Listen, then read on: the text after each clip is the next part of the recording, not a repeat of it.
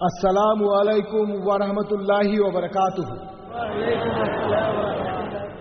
আপনাদের সবার উপরে আল্লাহ সুবহানাহু ওয়া তাআলার দয়া, শান্তি এবং রহমত বর্ষিত হোক।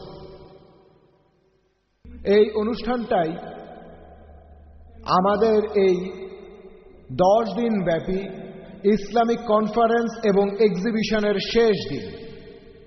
আর অনুষ্ঠানের শুরুতেই থাকছে কোরআন তেলাওয়াত করছেন ডক্টর ওসমান মোহাম্মদ আল সিদ্দিকী, ডক্টর ওসমান সিদ্দিকী।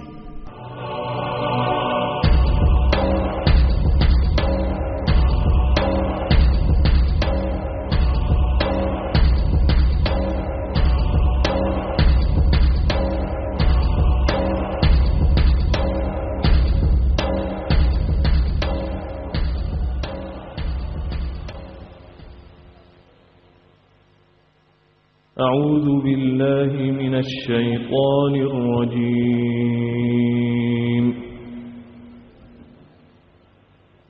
بسم الله الرحمن الرحيم.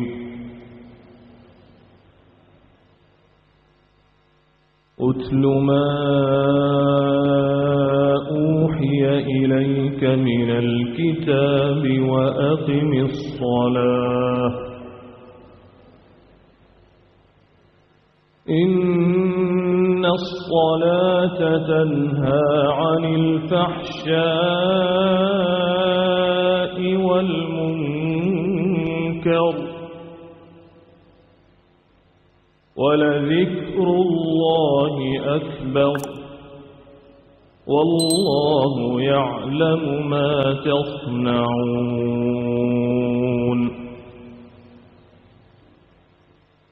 ولا تجادلوا أهل الكتاب إلا بالتي هي أحسن إلا الذين ظلموا منهم وقولوا آمنا بالذي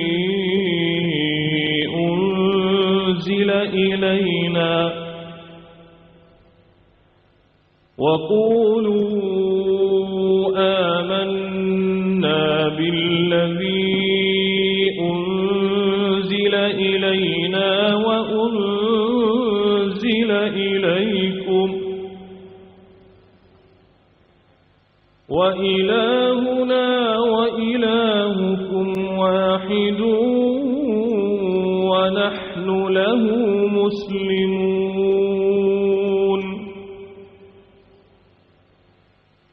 وكذلك أنزلنا إليك الكتاب فالذين آتيناهم الكتاب يؤمنون به ومن هؤلاء من يؤمن به وما يجحد بآياتنا إلا الكافرون. وما كنت تتلو من قبله من كتاب ولا تخطه بيمينك إذا لارتاب المبطلون. بل هو آيات بينات في صدور الذين أوتوا العلم وما يجحد بآياتنا إلا الظالمون.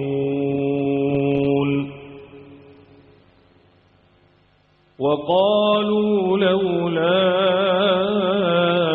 أنزل عليه آيات من ربه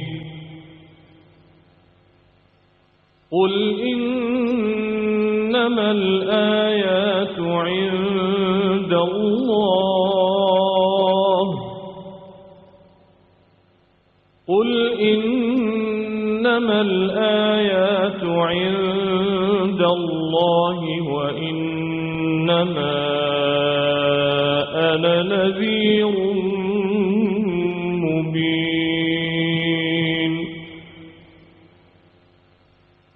أولم يكفهم أنا أنزلنا عليك الكتاب يتلى عليهم إن في ذلك لرحمة وذكرى لقوم يؤمنون صدق الله العظيم প্রিয় দর্শক মণ্ডলী, এখন শুরু হচ্ছে আমাদের এই 10 দিন ব্যাপী কনফারেন্সের শেষ অনুষ্ঠান। আপনাদের সামনে এখন লেকচার দেবেন ডক্টর জাকির নায়েক।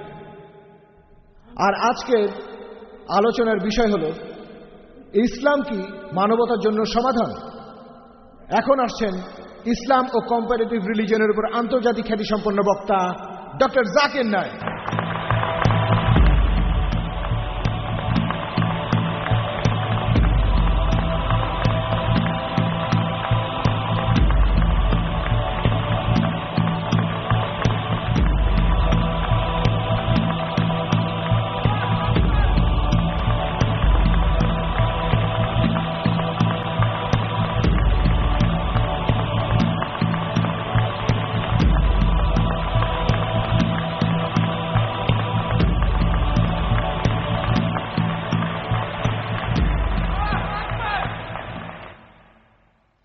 আলহামদুলিল্লাহ ওয়াসসালাতু ওয়াসসালাম আলা রাসূলিল্লাহি ওয়া আলা আলিহি ওয়া সাহবিহি আজমাইন, আম্মা বাদ।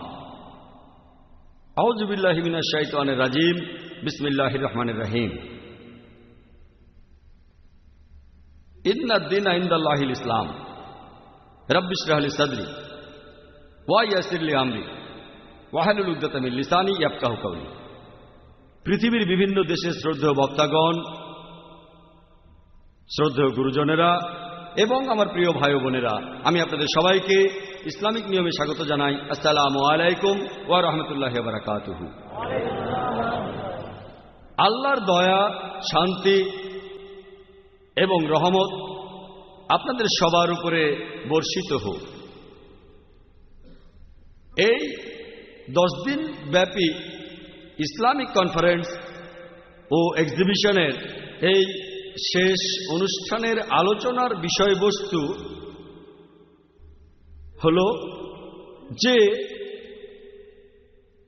ইসলাম কি মানবতার সমাধান। ইসলাম এটা এসেছে আরবি শব্দ সালাম থেকে, যার অর্থ শান্তি। শব্দটার আরো একটা উৎস আরবি শব্দ সিলম, যার অর্থ আল্লাহর কাছে নিজের ইচ্ছাকে সমর্পণ করা। এক কথায় ইসলাম অর্থ আল্লাহর কাছে নিজের ইচ্ছাকে সমর্পণ করে শান্তি অর্জন করা। তাহলে আজকের এই আলোচনার বিষয়বস্তু হলো যে নিজের ইচ্ছাকে আল্লাহ তাআলার কাছে সমর্পণ করা, এটা কি মানবতার জন্য সমাধান? আপনারা যদি অন্য ধর্মগুলো দেখেন, অন্য জীবন দর্শন, সেখানে গুরুত্ব দেওয়া হয় শুধুমাত্র শরীরের বস্তুগত চাহিদাকে অথবা আত্মিক চাহিদাকে। বেশিরভাগ ধর্মই মানুষের আত্মিক চাহিদার উপরে বেশি গুরুত্ব দেয়। আর কিছু ইসলাম, যেমন ম্যাটেরিয়ালিজম ইত্যাদি অথবা কমিউনিজম, এগুলো প্রধানত মানুষের বস্তুগত চাহিদার উপরে গুরুত্ব দেয়। ইসলাম আলহামদুলিল্লাহ দুটোকেই গুরুত্ব দেয়। ইসলাম মানুষের আত্মিক ও বস্তুগত দুই ধরনের চাহিদার প্রতি গুরুত্ব দেয়। ইসলাম দুটো দায়িত্বই পালন করে।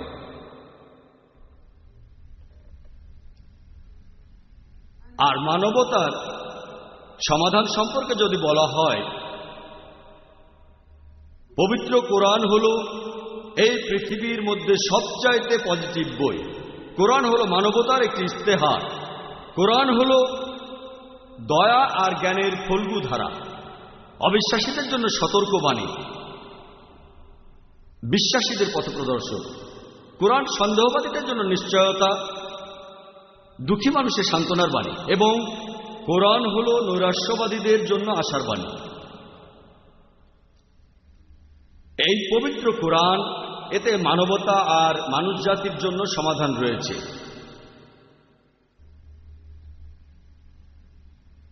এভাবে যদি আমরা কোনো সমাধান পাই, তখন আমরা উৎস জানতে চাই, এর সত্যতা সম্পর্কে জানতে চাই।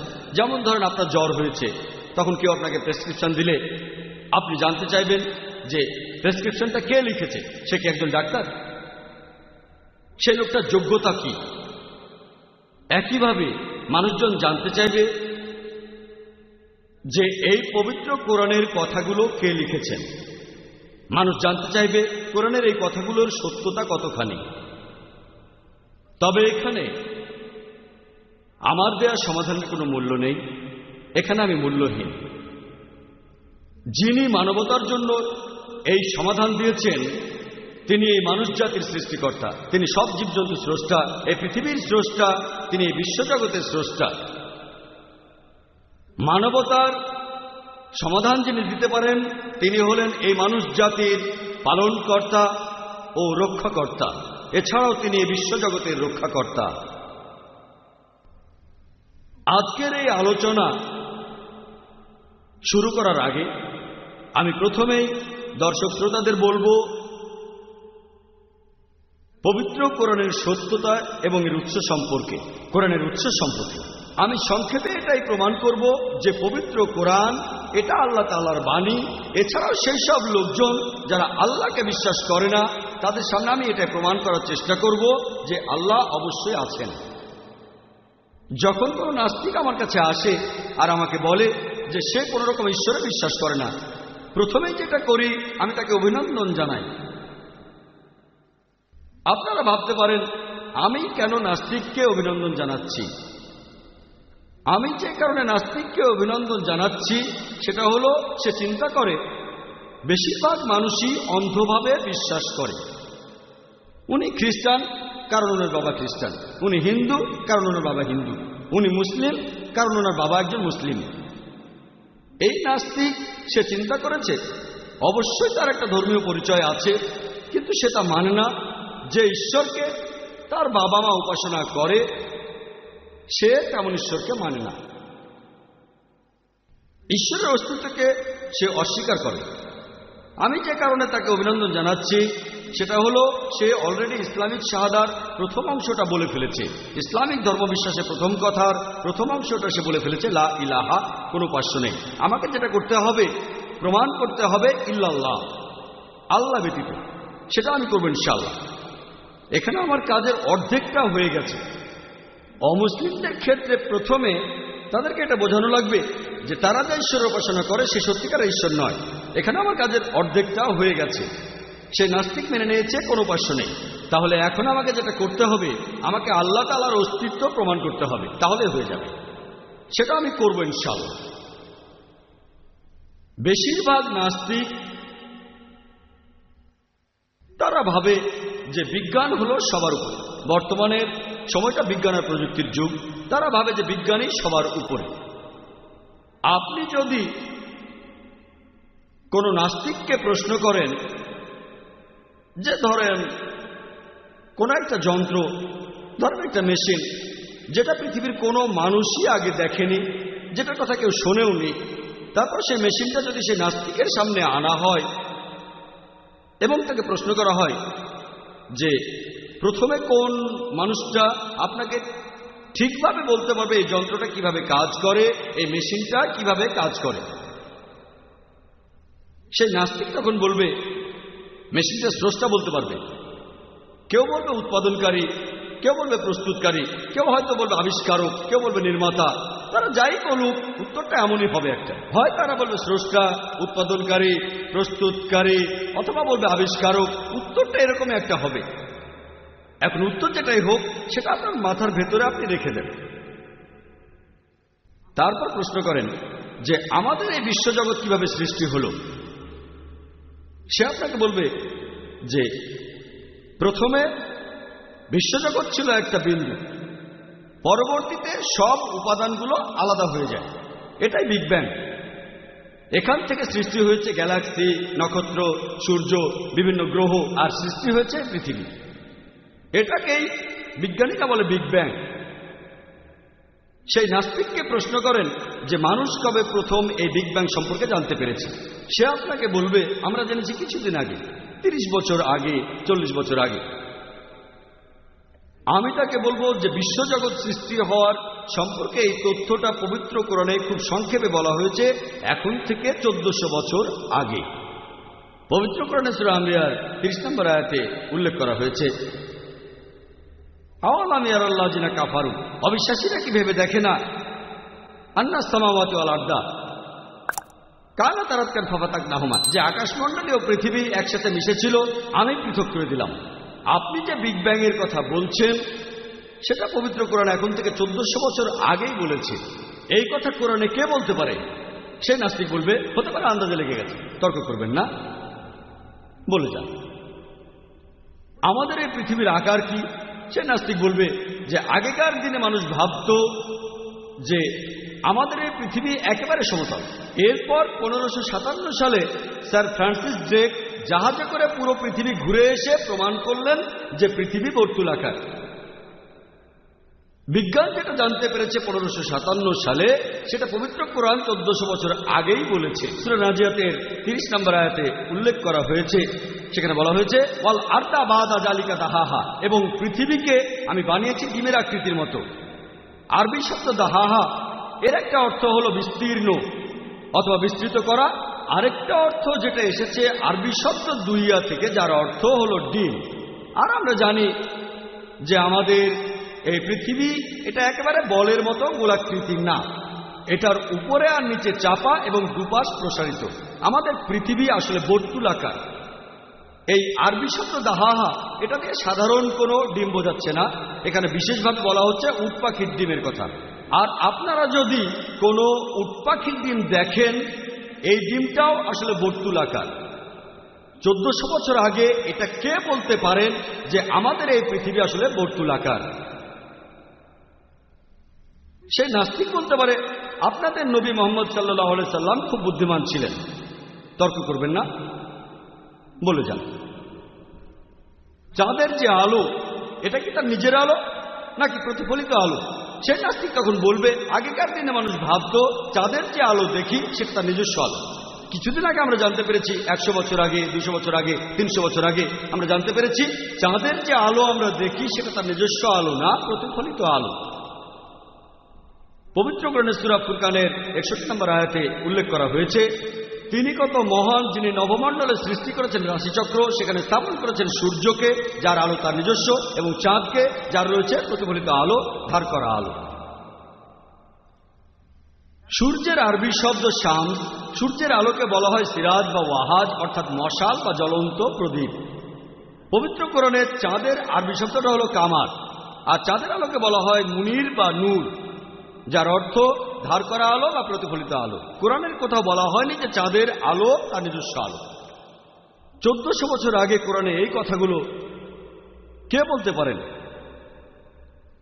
সেই নাস্তিক, সে হয়তো অনেকক্ষণ পরে বলতে পারে হয়তোবা আপনাদের নবী তিনি খুবই বুদ্ধিমান ছিলেন। তর্ক করবেন না, বলে যান। আমি যখন স্কুলে ছিলাম, আমি ম্যাট্রিক পাস করেছি 1982 সালে। তখন বিজ্ঞান আর ভূগোলের বইতে পড়েছিলাম যে সূর্য প্রদক্ষিণ করে কিন্তু নিজের অক্ষের চারপাশে ঘোরে না। সেই নাস্তিক বলবে কোরআনে কি এই কথা লেখা আছে? আমি তখন বলবো না না, এই কথাটা আমি পড়েছিলাম স্কুলে 25 বছরের সময় আগে, স্কুলের বইতে এটা পড়েছিলাম আমি। কিন্তু পবিত্র কোরআন এখানে বলছে, সূরা আম্বিয়ার 33 নম্বর আয়াতে উল্লেখ করা হয়েছে, ওয়াল্লাযী খালাকাল লাইলা ওয়ান নাহারা, আল্লাহ সৃষ্টি করেছেন রাত এবং দিন, ওয়া শামসা ওয়াল কামার, সূর্য এবং চাঁদ, কুল্লুন ফি ফালাকি ইয়াসবাহুন, এবং তারা প্রত্যেকেই নিজ নিজ কক্ষপথে বিচরণ করে।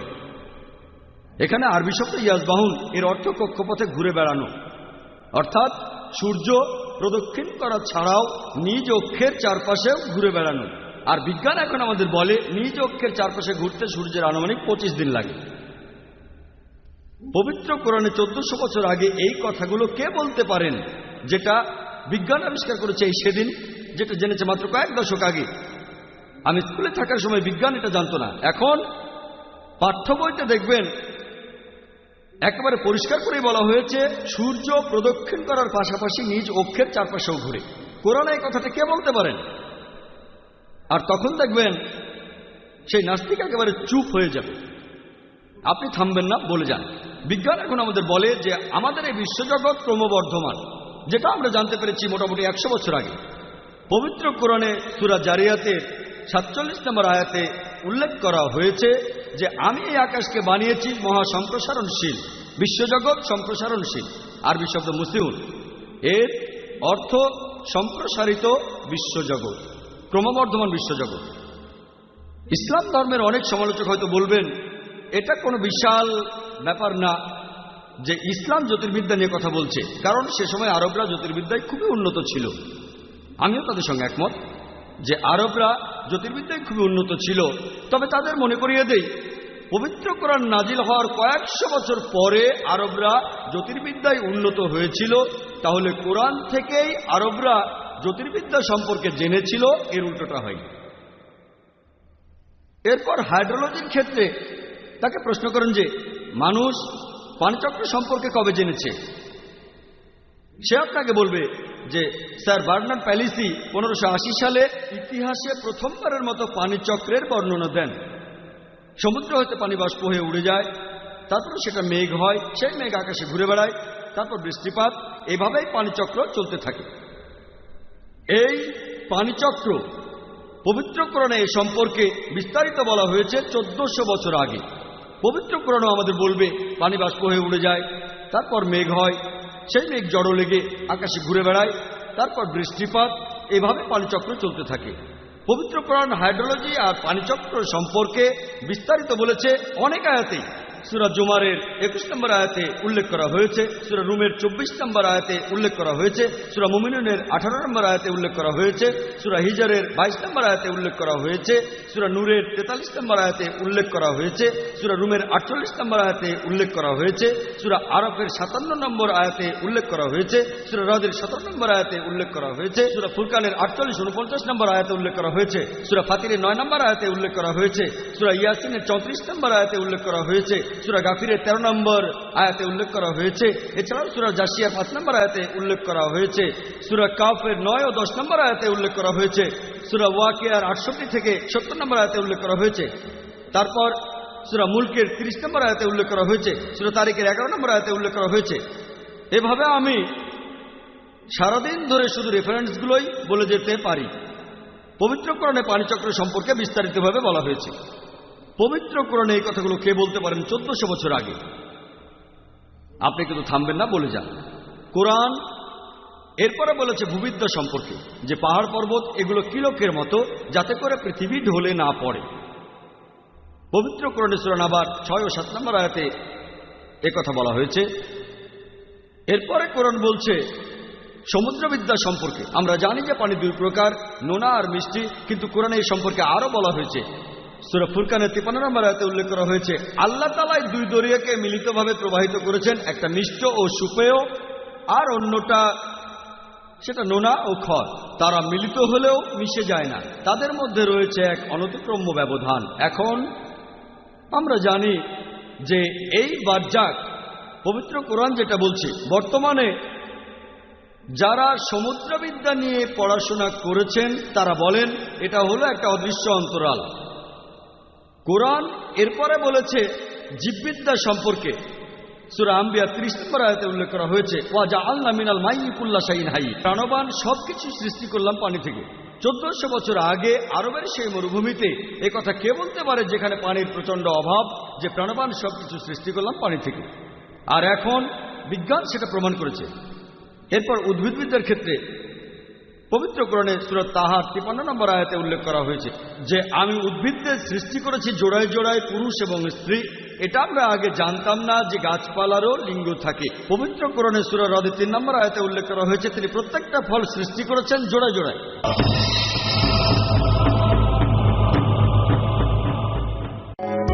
বাবা, ইউ আর রিয়েলি গ্রেট। তোমার সিদ্ধান্তই সঠিক। সন্তানকে আইআইইউসি ঢাকা ক্যাম্পাসে ভর্তি করে আমি নিশ্চিত। আপনার সোনামণির জন্য মাল্টিমিডিয়া পিসির আরও উপহার, সহজ কোরআন শিক্ষা, মাতৃভাষায় কোরআন শিক্ষা, সহজ উপায়ে নামাজ শিখি, সহজ উপায়ে পড়তে শিখি, আনন্দের মাঝে পড়া শিখি, ছোট্ট মণিদের ইংরেজি শিক্ষা ও আকর্ষণীয় ডাবিংকৃত কার্টুন অনাথ শিশু সিম্বার গল্প।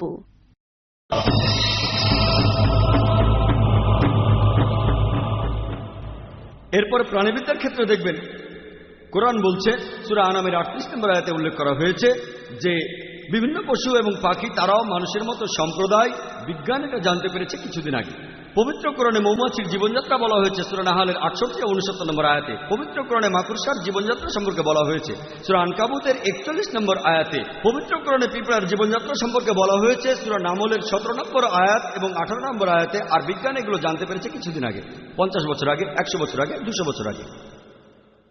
এরপর মেডিসিনের ক্ষেত্রে দেখবেন পবিত্র কোরআনে সূরা নাহলের 68 নম্বর ও 69 নম্বর আয়াতে বলা হয়েছে যে আমি মানুষকে দান করি বিভিন্ন রঙের এক পানীয় যেটা নির্গত হয় মৌমাছির পেট থেকে, যেটাতে মানুষের জন্য রয়েছে আরোগ্য। আমাদের বিজ্ঞান কিছুদিন আগে জানতে পেরেছে যে মধু উৎপন্ন হয় মৌমাছির পেটে, আর এই মধুর মধ্যে কিছু অ্যান্টিসেপটিক বৈশিষ্ট্য আছে, তাই যুদ্ধে রাশিয়ান সৈন্যরা তাদের ক্ষতস্থানে মধুর প্রলেপ দিত, আমরা জানছি কিছুদিন আগে। এরপরে শরীরবিদ্যার ক্ষেত্রে পবিত্র কোরআন সংক্ষেপে গবাদি পশুর রক্ত চলাচল ও দুধ উৎপাদন সম্পর্কে বলেছে সূরা নাহলের 66 নম্বর আয়াতে কথা বলা হয়েছে। এরপর জেনেটিক্সের ক্ষেত্রে পবিত্র কোরআনে সূরা নাজমের 45 ও 46 নম্বর আয়াতে উল্লেখ করা হয়েছে। এছাড়াও কোরআনে সূরা কিয়ামার 37 থেকে 39 নম্বর আয়াতে উল্লেখ করা হয়েছে পুরুষের স্খলিত শুক্রবিন্দুই সন্তানের লিঙ্গ নির্ধারণ করে, যেটা আমরা জানতে পেরেছি কিছুদিন আগে। পবিত্র কোরআন ভ্রূণবিদ্যা সম্পর্কে বিস্তারিতভাবে বলেছে সূরা আলাকের 1 নম্বর আয়াতে উল্লেখ করা হয়েছে তিনি মানুষকে সৃষ্টি করেছেন আলাক থেকে, জোকের মতো কোনো বস্তু যেটা কোথাও ঝুলে থাকে। এছাড়াও এটার আরেকটা অর্থ হল রক্তপিণ্ড। পবিত্র কোরআন মানব ভ্রূণের বিভিন্ন স্তর বর্ণনা করেছে বিস্তারিত, যেটা বিজ্ঞান জানতে পেরেছে কিছুদিন আগে। সূরা মুমিনুনের 12 থেকে 14 নম্বর আয়াতে উল্লেখ আছে। আমি এরকম আরো কয়েকটা উদাহরণ দেব। সাধারণত অবিশ্বাসীরা এটা বলে থাকে আল্লাহ এটা কিভাবে করবেন, আমরা মরে গেলে আমাদের সবার দেহ তো মাটির সাথে মিশে যাবে, তাহলে আল্লাহ তাআলা আমাদের আবার কিভাবে জীবিত করবেন? সব হাড়গোড় তো ধুলো হয়ে গেছে, তাহলে কিয়ামতের দিন আল্লাহ কিভাবে আমাদের হাড়গোড়কে একত্রিত করবেন? আর আল্লাহ বলেছেন সূরা কিয়ামার 3 ও 4 নম্বর আয়াতে উল্লেখ করা হয়েছে যে তিনি শুধু অস্থিগুলোকে একত্রিত করবেন তা নয়, বস্তুত তিনি প্রত্যেক মানুষের আঙ্গুলের অগ্রভাগ পর্যন্ত পুনর্বিন্যস্ত করবেন। আপনারা জানেন যে 1980 সালে sir Francis gold fingerprinting method আবিষ্কার করেন আর বলেন যে লাখ লাখ মানুষের মধ্যেও 2 জনের হাতের আঙ্গুলের ছাপ, এমনকি লাখ লাখ লোকের মধ্যেও 2 জনের আঙ্গুলের ছাপ মিলবে না। দেখবেন যে সিআইএ, পুলিশ, সিআইডি, এফবিআই তারা অপরাধীদের ধরার জন্য ফিঙ্গারপ্রিন্টিং মেথড ব্যবহার করে। কোরআন 1400 বছর আগে বলেছেন তিনি শুধু অস্থিকে একত্রিত করবেন না, তিনি প্রত্যেক মানুষের আঙ্গুলের অগ্রভাগও পুনর্বিন্যস্ত করবেন। এবার সেই নাস্তিককে প্রশ্ন করেন যে কোরআনে এই কথাগুলো কে বলতে পারেন? একমাত্র যে উত্তরটা সে দিতে পারে যে বলতে পারেন স্রষ্টা অথবা উৎপাদনকারী অথবা আবিষ্কারক অথবা নির্মাতা অথবা প্রস্তুতকারী। এই স্রষ্টা, এই উৎপাদনকারী, এই আবিষ্কারক, এই নির্মাতা, এই প্রস্তুতকারী, মুসলিমরা আমরা তাকে বলি আল্লাহ।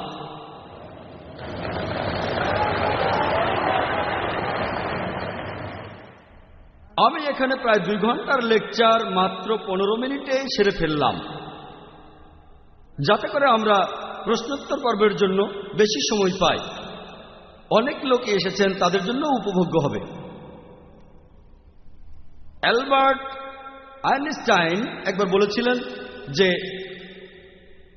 বিজ্ঞান যদি ধর্ম ছাড়া হয় সেটা পঙ্গু, আর ধর্ম যদি বিজ্ঞান ছাড়া হয় সেটা অন্ধ। আপনাদের মনে করিয়ে দিই, পবিত্র কোরআন এটা কোনো সায়েন্সের বই না, SCIENCE, এটা হলো সাইনের বই, SIGNS, এতে রয়েছে আয়াত।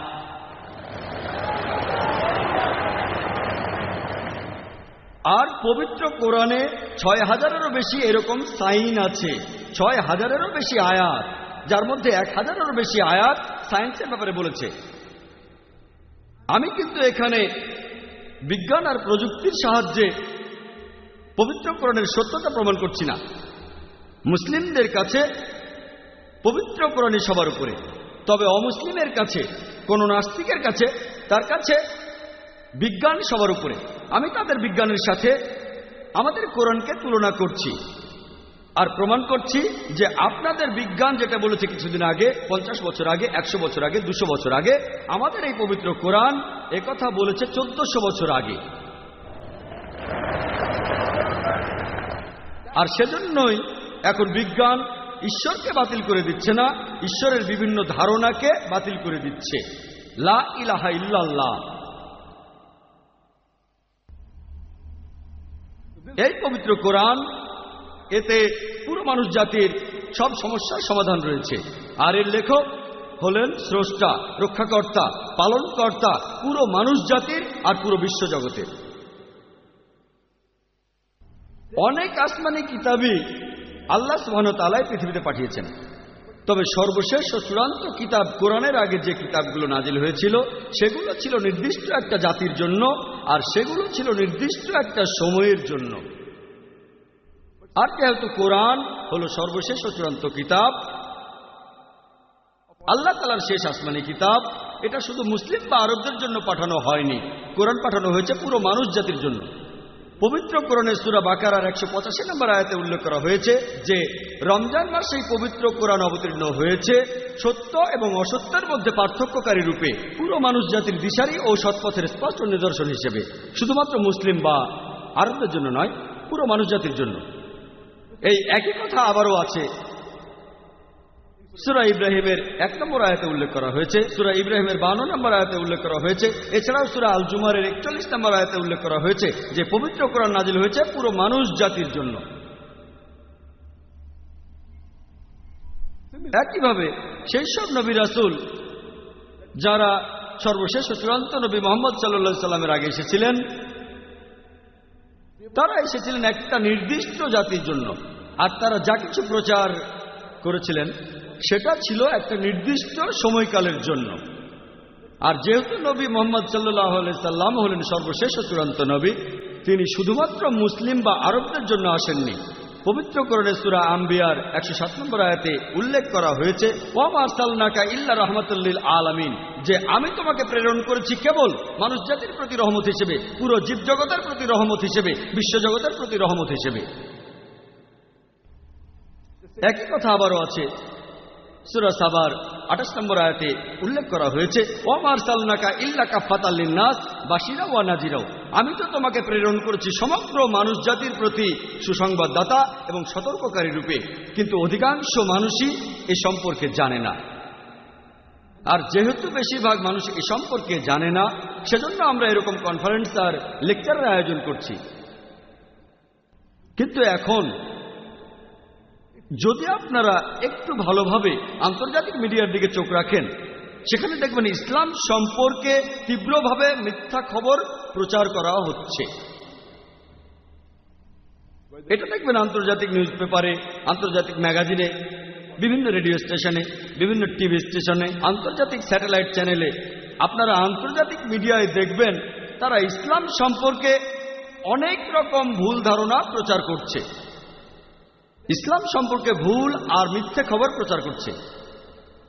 আর নিউজউইক ম্যাগাজিনে প্রকাশিত হওয়া একটি আর্টিকেল 1979 সালের 16 জুলাইয়ের সংখ্যা, সেটা বলছে যে গত 150 বছর সময়ের মধ্যে 1800 থেকে 1950 সালের মধ্যে ইসলাম ধর্মের বিরুদ্ধে 60,000-এরও বেশি বই লেখা হয়েছে।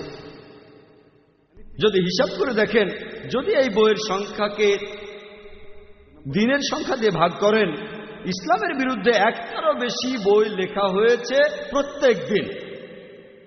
আর 9/11-এর পরে, অর্থাৎ 2001 সালের 9 সেপ্টেম্বরের পরে এই জিনিসটা আরো অনেক বেড়ে গেছে। প্রত্যেক দিন ইসলামের বিরুদ্ধে কয়েকটা বই লেখা হচ্ছে। যদি আপনি নজর করতে চান তাহলে ইসলামের বিরুদ্ধে বই লেখেন, বাজারে বইটার ভালো কাটতি হওয়ার সম্ভাবনা অনেক বেশি। আর আপনারা দেখবেন যে আন্তর্জাতিক মিডিয়া ইসলামের বিরুদ্ধে এগুলো প্রচার করার সময় বিভিন্ন কৌশল অবলম্বন করে। এক নম্বরটা হচ্ছে তারা বিভিন্ন কুলাঙ্গারদের মিডিয়ার সামনে তুলে ধরে আর প্রচার করে যে এরাই হলো আদর্শ মুসলিম। সব গোত্রেই কিছু কুলাঙ্গার থাকে। মিডিয়া যেটা করে, মুসলিমদের মধ্য থেকে কিছু কুলাঙ্গার বেছে নেয়, যারা আসলে ইসলাম ধর্ম পালন করে না, যারা শুধু নামেই মুসলিম।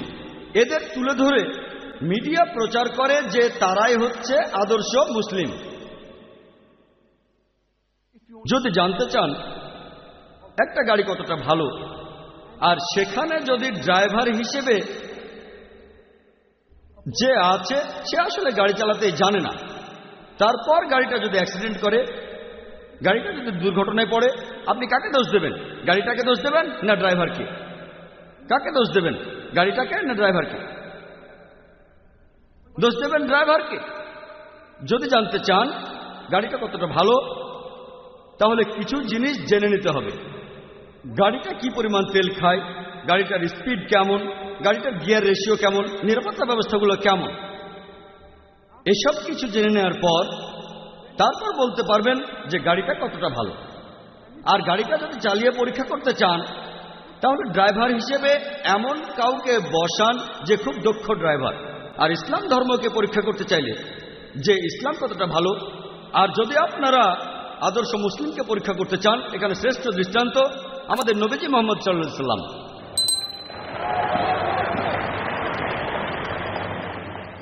তার দৃষ্টান্তগুলো দেখেন, নবীজির জীবন কাহিনী পড়েন, তাহলে নিশ্চিত হবেন,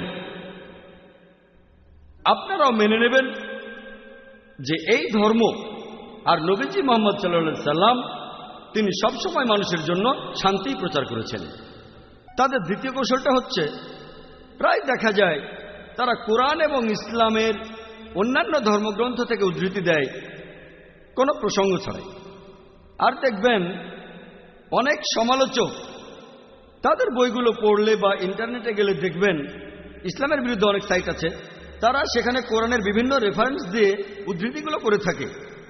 এই রকম যে উদ্ধৃতিটা সমালোচকরা সবচেয়ে বেশি ব্যবহার করে সেটা পবিত্র কোরআনের সূরা তাওবার 5 নম্বর আয়াত। এই উদ্ধৃতিটা দিয়েছেন অরুণ সুরি।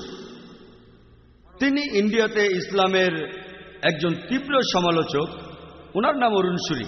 তিনি একটা বই লিখেছেন দ্য ওয়ার্ড অফ ফতোয়া, সেখানে রেফারেন্সও দিয়েছেন যে কোরআন বলছে, সূরা তাওবার 5 নম্বর আয়াতে উল্লেখ করা হয়েছে, মুসলিমদের নাকি বলা হয়েছে যেখানেই তোমরা কাফিরদের দেখবে, আর উনি ব্র্যাকেটে লিখে দিয়েছেন হিন্দু। ওনার কথা অনুযায়ী সূরা তাওবার 5 নম্বর আয়াত বলছে যেখানে তোমরা কাফিরদের দেখবে তাদের মেরে ফেলো। যদি আপনারা কোরআন পড়েন, যদি কোরআনটা খোলেন, তারপর অনুবাদটা পড়লে দেখবেন তিনি যা বলেছেন সেটা ঠিক। সূরা তাওবার 5 নম্বর আয়াতে কথা বলা হয়েছে যেখানে কাফিরদের দেখবে তাদের মেরে ফেলবে, কিন্তু এটা প্রসঙ্গ ছাড়া উদ্ধৃতি। প্রসঙ্গ জানতে আপনাকে সূরা তাওবার 1 নম্বর আয়াত থেকে পড়ে আসতে হবে। প্রসঙ্গটা পড়লে আপনি পটভূমি জানতে পারবেন যে আয়াতটা কেন নাজিল হয়েছিল। এভাবে জানতে পারবেন যে সে সময় একটা শান্তি চুক্তি হয়েছিল মুসলিমদের সাথে মক্কা শহরের মুশরিকদের।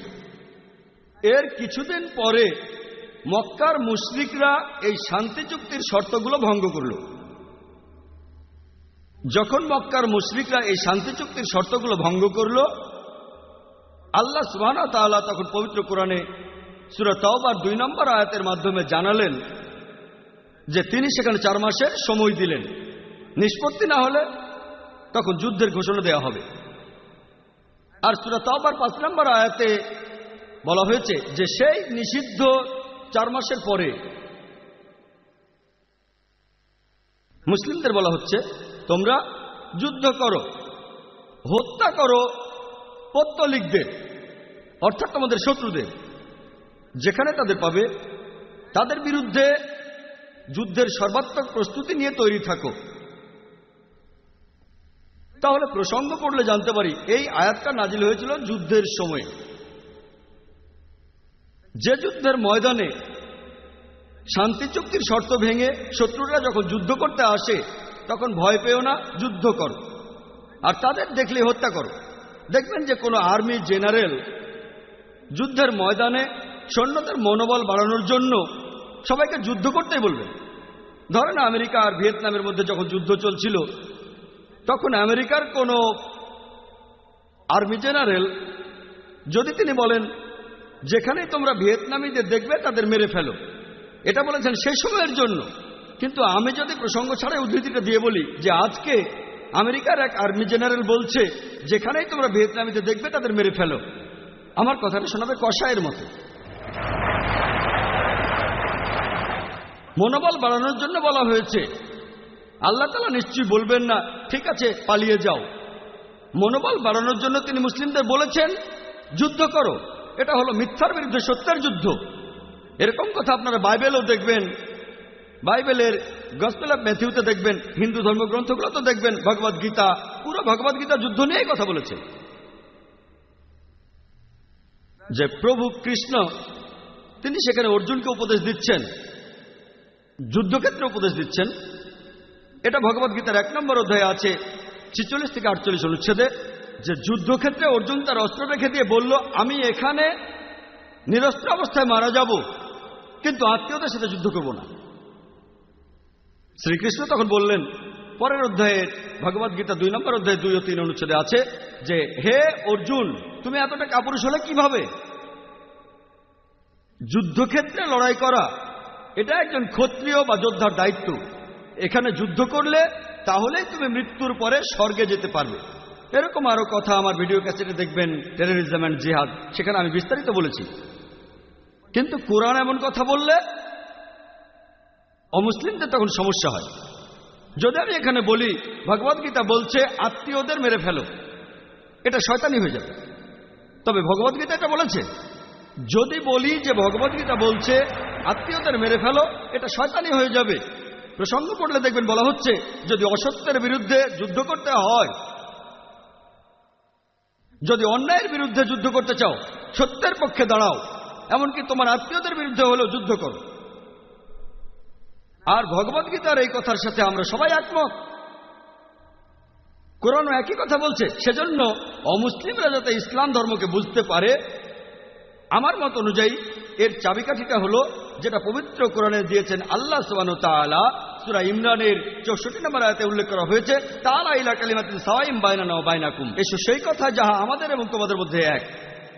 ইসলাম ও কোরআনকে অমুসলিমদের সামনে তুলে ধরতে যেটা বলবেন সেটা হলো যে তাআলা ইলা কালিমাতিন সাওয়াইম বাইনানা ওয়া বাইনাকুম, এসো সেই কথা যাহা আমাদের ও তোমাদের মধ্যে এক। প্রথম সাদৃশ্য কি? আল্লাহ না'বুদু ইল্লাল্লাহ, যে আমরা এক, আল্লাহ ব্যতীত অন্য কারো উপাসনা করি না।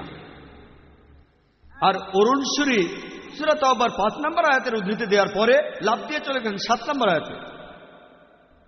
এর কারণটা জানেন? 6 নম্বর আয়াতে এই প্রশ্নের উত্তরটা আছে। সূরা তাওবার 6 নম্বর আয়াতে উল্লেখ করা হয়েছে যে যদি পৌত্তলিকদের মধ্যে কেউ, যদি অবিশ্বাসীদের মধ্যে কেউ, তোমাদের শত্রুদের মধ্যে কেউ আশ্রয় প্রার্থনা করে, যদি শান্তি চায় তাদের শান্তি দাও, যাতে করে তারা আল্লাহর বাণীগুলো শুনতে পারে। তারপর তোমরা তাদের নিরাপদ স্থানে পৌঁছে দাও। কারণ এই লোকগুলো তারা কোনো কিছুই যারা জানে না। এ কথা কোরআন বলছে না যে তাদের ছেড়ে দাও। বর্তমানে শত্রু শান্তি চাইলে কোনো আর্মি জেনারেল খুব বেশি হলে বলবে আচ্ছা তাদের যেতে দাও। কোরআন কিন্তু এ কথা বলছে না। কোরআন বলছে তাদের নিরাপদ কোনো স্থানে পৌঁছে দাও।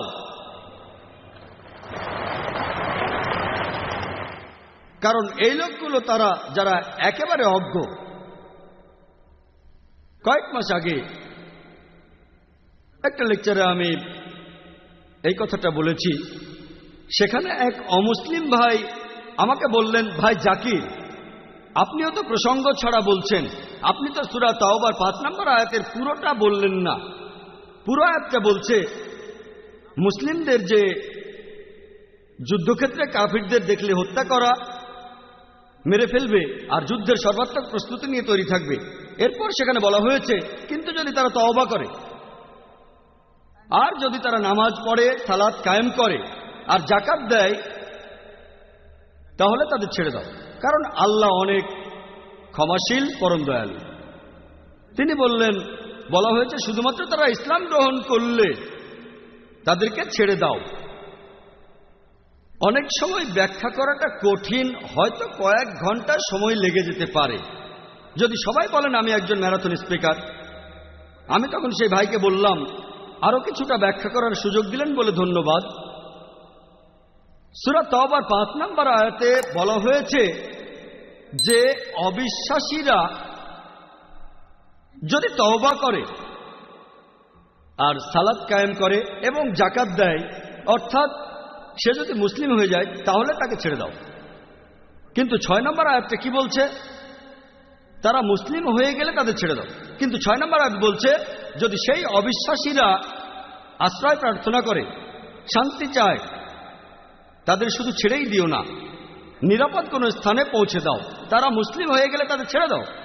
কিন্তু যদি সে ইসলাম গ্রহণ না করে আর শান্তি চায়,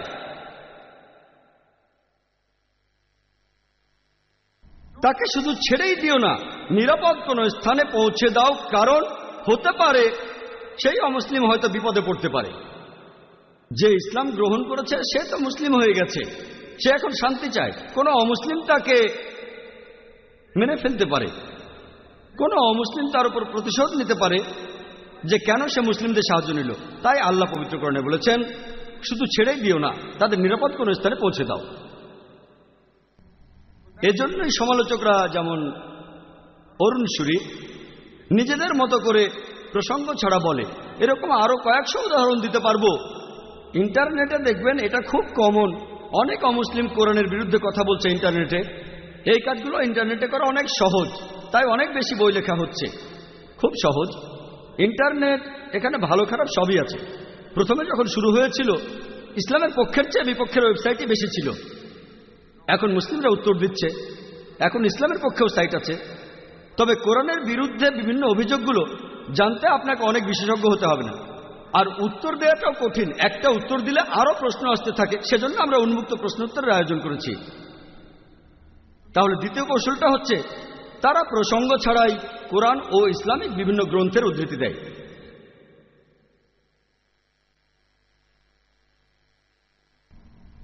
তৃতীয় কৌশল, তারা ইসলাম সম্পর্কে এমন কিছু বলে যেটা আসলে ইসলামেই নেই, ইসলাম ধর্মে সেটার কোনো অস্তিত্ব নেই।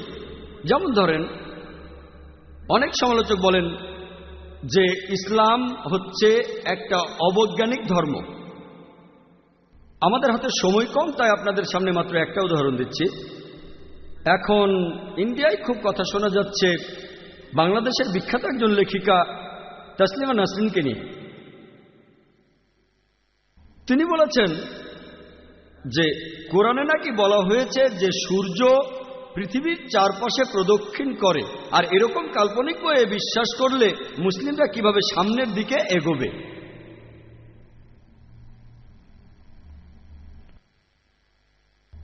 আমি সবাইকে চ্যালেঞ্জ করছি, কোরআনের কোনো একটা আয়াত দেখান যেটা বলছে যে সূর্য পৃথিবীর চারদিকে ঘুরে। কয়েক বছর আগে একটা বিতর্কেও আমি একই কথা বলেছিলাম বোম্বের জার্নালিস্টদের ইউনিয়নে। উনি এখানে যেটা বলছেন আমিও আগে বলেছি। পবিত্র কোরআনে সূরা আম্বিয়ার 33 নম্বর আয়াতে উল্লেখ করা হয়েছে, ওয়াল্লাযী খালাকা লাইলা নাহারা, আল্লাহ তাআলা সৃষ্টি করেছেন রাত এবং দিন, ওয়া শামসা ওয়াল কামার, সূর্য এবং চাঁদ, কুল্লুন ফি ফালাকি ইয়াসবাহুন, প্রত্যেকে নিজ নিজ কক্ষপথে বিচরণ করে। তাহলে কোরআন এখানে বলছে যে সূর্য প্রদক্ষিণ করে, গতিশীল। কোথাও এমন কথা বলা হয়নি যে সূর্য পৃথিবীর চারপাশে প্রদক্ষিণ করে। তিনি আসলে এভাবে বুঝেছেন, ব্যাখ্যাটা তার নিজের। এই আয়াতে পৃথিবী শব্দটা উচ্চারণ হয়নি। কোরআন বলছে সূর্য প্রদক্ষিণ করে, একথা আপনাদের আগেও বলেছি। এর পাশাপাশি সূর্য তার নিজের অক্ষের চারপাশে প্রদক্ষিণ করে। আমি স্কুলে পড়ার সময় এটা জানতাম না, এখন বিজ্ঞানও এটা প্রমাণিত। তাহলে প্রায় দেখা যায় যে ইসলামের সমালোচকরা তারা ইসলাম সম্পর্কে এমন কিছু বলে যেটা ইসলামে নেই। এটা হরহামেশাই। চতুর্থ কৌশলটা, তারা ইসলাম সম্পর্কে কিছু মন্তব্য করে আর এরপরে তারা বলে যে এই সব কারণে ইসলাম ধর্ম মানুষ জাতির জন্য একটা সমস্যা। এখন আমরা পৃথিবীতে যেসব সমস্যা দেখি তার প্রধান কারণ হলো ইসলাম। তারা বলে যে মুসলিমরা সন্ত্রাসী, তারা মৌলবাদী, তারা চরমপন্থী, ইসলাম একটা অসহিষ্ণু ধর্ম, আর এইসব কারণে ইসলাম মানুষ জাতির জন্য একটা সমস্যা। আর প্রায় দেখবেন মুসলিমরাও লজ্জা পায়। এখানে আমি আপনাদের উদ্দেশ্যে বলবো, এবার দাবার ছকটা ঘুরিয়ে দেন। বর্তমানে মুসলিমদের বলা হয় মৌলবাদী। এখন এই মৌলবাদী শব্দটার অর্থ কি? মৌলবাদী শব্দটার অর্থ হচ্ছে কোনো ব্যক্তি যে মেনে চলে কোনো বিশেষ কিছুর মূল নীতিগুলো। যেমন ধরেন, যদি কোনো লোক যদি সে ভালো গণিতজ্ঞ হতে চায় তাহলে তাকে গণিতের বিভিন্ন মূল নীতিগুলো জানতে হবে, মানতে হবে। যদি এই গণিতের ক্ষেত্রে সে মৌলবাদী না হয় তাহলে সে ভালো গণিতজ্ঞ হবে না। কেউ যদি ভালো বিজ্ঞানী হতে চায় তাহলে তাকে বিজ্ঞানের বিভিন্ন মূলনীতিগুলো জানতে হবে এবং মানতে হবে। আর যদি এই বিজ্ঞানের ক্ষেত্রে সে মৌলবাদী না হয় সে ভালো বিজ্ঞানী হবে না। আপনি সব মৌলবাদীদেরই এক পাল্লায় মাপতে পারেন না যে সবাই ভালো বা সবাই খারাপ। কোন ব্যক্তি কোন ক্ষেত্রে মৌলবাদী সেটা দেখে তারপর বলতে হবে। যেমন ধরেন, একজন লোক হলো মৌলবাদী চোর, যার পেশা হচ্ছে চুরি করা। সে সমাজের জন্য খারাপ, সে সমাজের জন্য ক্ষতিকর। আর অন্যদিকে দেখেন আরেকজন লোক মৌলবাদী ডাক্তার, যে অনেক অসুস্থ মানুষের জীবন বাঁচায়, সে সমাজের জন্য উপকারী। আপনি সব মৌলবাদীকে এক পাল্লায় মাপতে পারেন না যে সবাই ভালো বা সবাই খারাপ। একজন লোক কোন ক্ষেত্রে মৌলবাদী সেটা দেখে তারপর আমরা বলবো যে সে ভালো নাকি খারাপ। এখন আমি এখানে আমার কথা বলি। আমি একজন মৌলবাদী মুসলিম, আর মৌলবাদী মুসলিম হয়ে আমি গর্ববোধ করি।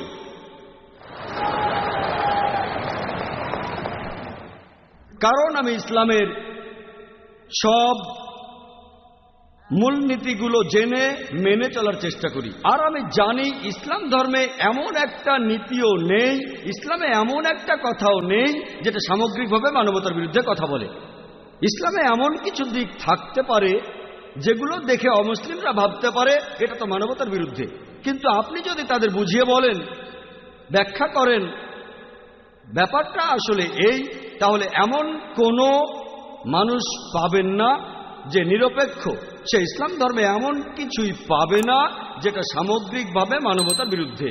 আর এই মৌলবাদী শব্দটা প্রথম ব্যবহার করা হয়েছিল ওয়েবস্টার ডিকশনারি অনুযায়ী 20 শতাব্দীর শুরুর দিকে আমেরিকার প্রোটেস্ট্যান্ট খ্রিস্টানদেরকে বোঝাতে।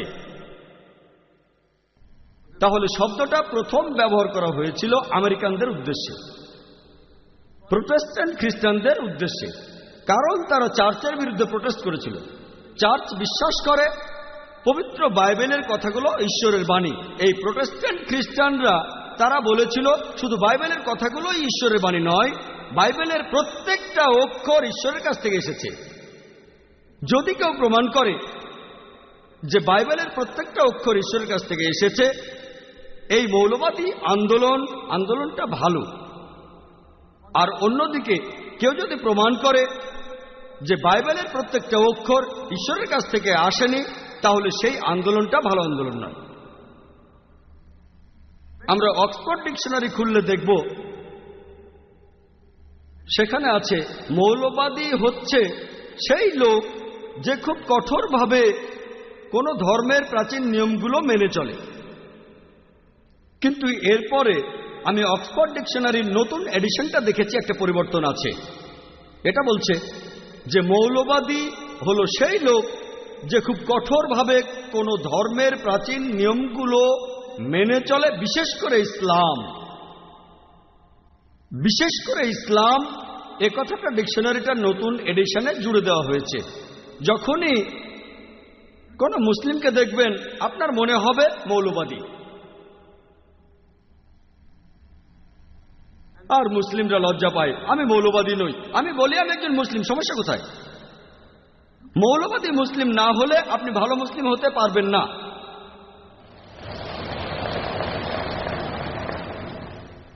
মিডিয়া বলে যে মুসলিমরা চরমপন্থী। আমি বলি হ্যাঁ, আমি একজন চরমপন্থী। আমি চরম দয়ালু, চরম পরোপকারী, চরমভাবে ক্ষমাশীল, আমি চরমভাবে সৎ, আমি চরম ন্যায়বান। এতে সমস্যা কি যদি চরমভাবে দয়ালু হই, ক্ষমাশীল হই, পরোপকারী হই, ন্যায়বান হই, চরম সৎ হই? আংশিক সৎ হলে চলবে না। আপনার যখন লাভ হবে তখন সৎ, আর যখন কোনো লাভ হবে না তখন আপনি সৎ হবেন না। পবিত্র কোরআন অনুযায়ী আপনাকে হতে হবে চরম দয়ালু, চরম ক্ষমাশীল। যদি আপনি মুসলিম হন আপনাকে চরমভাবে মুসলিম হতে হবে, আপনাকে চরম দয়ালু হতে হবে, আপনাকে চরম সৎ হতে হবে, আপনাকে চরম ন্যায়বান হতে হবে। আপনাদের মধ্যে কেউ পারলে আমাকে এটা বলেন, যদি চরমভাবে সৎ হই তাহলে সমস্যা কোথায়? আপনাকে সঠিক ক্ষেত্রে মৌলবাদী হতে হবে। মুসলিমদের লজ্জা পাওয়া উচিত না যে না না আমি তো আধুনিক মুসলিম। আধুনিক মুসলিমটা আবার কি? কথা হলো আপনি ইসলাম মানেন কি মানেন না। আল্লাহ পবিত্র কোরআনে বলেছেন উদখুলু ফিস-সিলমি কাফা, তোমরা সর্বাত্মকভাবে ইসলামে প্রবেশ করো। সূরা বাকারা 208 নম্বর আয়াতে আছে। আংশিকভাবে ইসলাম ধর্ম পালন করতে পারবেন না, পুরোপুরি ন্যায়বান হতে হবে পুরোপুরি সৎ, চরমভাবে সৎ। বর্তমানে আন্তর্জাতিক মিডিয়ায় বলা হয় যে মুসলিমরা সন্ত্রাসী। আমি বলি, ব্যাখ্যা দিচ্ছি যে প্রত্যেক মুসলিমের সন্ত্রাসী হওয়া উচিত। এই সন্ত্রাসী শব্দটার অর্থ আসলে কি? সন্ত্রাসী এই শব্দের অর্থ যে মানুষ ত্রাস সৃষ্টি করে। যখনই কোনো অপরাধী কোনো পুলিশকে দেখে সে ভয় পেয়ে যায়, তাহলে সেই অপরাধীর জন্য পুলিশ হলো সন্ত্রাসী। একইভাবে প্রত্যেক মুসলিমই অপরাধীদের সামনে সন্ত্রাসী হবে। যখনই অপরাধীরা কোনো মুসলিমকে দেখবে তারা ভয় পেয়ে যাবে। যখনই চোর ডাকাত মুসলিমকে দেখবে ভয় পেয়ে যাবে। যখনই ধর্ষক কোনো মুসলিমকে দেখবে ভয় পেয়ে যাবে। যদি প্রত্যেক মুসলিম এভাবে সঠিক পথে সন্ত্রাসী হতে পারে, অপরাধীরা যদি ভয় পায়, তখন আপনারা মানুষ জাতির সমাধানটা পাবেন।